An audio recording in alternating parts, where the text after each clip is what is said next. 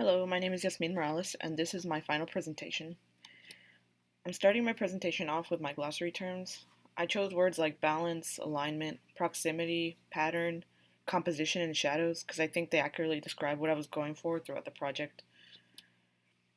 We started with 18 contour hand drawings, and for almost all the positions, I chose vertical, and I ended up going with the third drawing on the top section. Then I took that drawing and I turned it into a 3D wire model. With that 3D wire model, we turned them into another drawing where we drew the shadows and the wire hand. And then we went back to the regulating lines like from the first project we did. The red boxes represent the spaces that we kind of wanted to focus on and wanted people's eye to be on. And then these are my corner studies. I chose the first corner and the third corner for the actual box.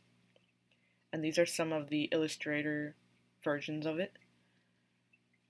This is my first design for the actual box. It kind of changes a little bit, but most of the design is pretty much the same. It just gets a little bit wider, like you can see in the next slide.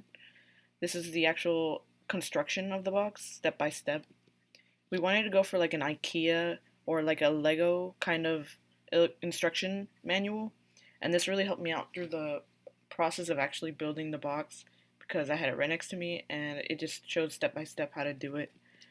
These are some of my journal excerpts from my sketchbook, and it just shows some of my corner studies, the actual making of the box. Um, it's a step by step, some Illustrator notes, and the actual process of it. And then this is my actual box the first time. It's a little bit wonky here, but I did fix it later on. And inside is the wire hand. I wanted to stick out just a little bit, just the pointer finger. And again, I built this with the instruction manual right next to me the whole time. Then we were doing the cladding of the box. There's some drawings of the clad.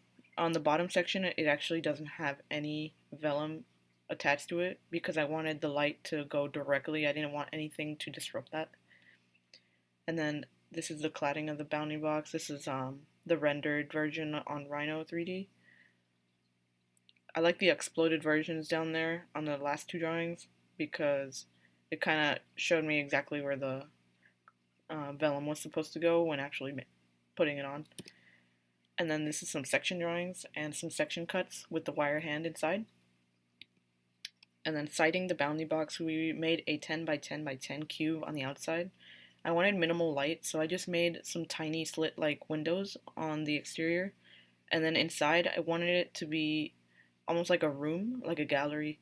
So you go in through this really tiny entrance, and then in the corner here is the pedestal where my box sits, and then the pedestal itself has also some little slits in it. I want it to kind of look like the outside of it. And then here's the walkthrough, so you kind of squeeze inside. There's a wall, and then our pedestal is there in the corner with the bounding box on top of it.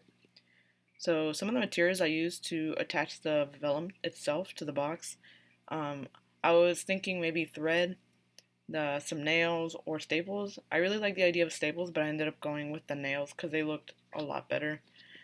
And this was the actual cladding with the light source underneath. So you can see the shadows look really good. And the hanger I put all the way across, so it's really sturdy. And the little windows inside kind of went back to the regulating lines that we did before, and that's where I wanted people to look at. That's exactly where I wanted the eye to be looking at. In the end, this project was really, really fun. Thank you very much.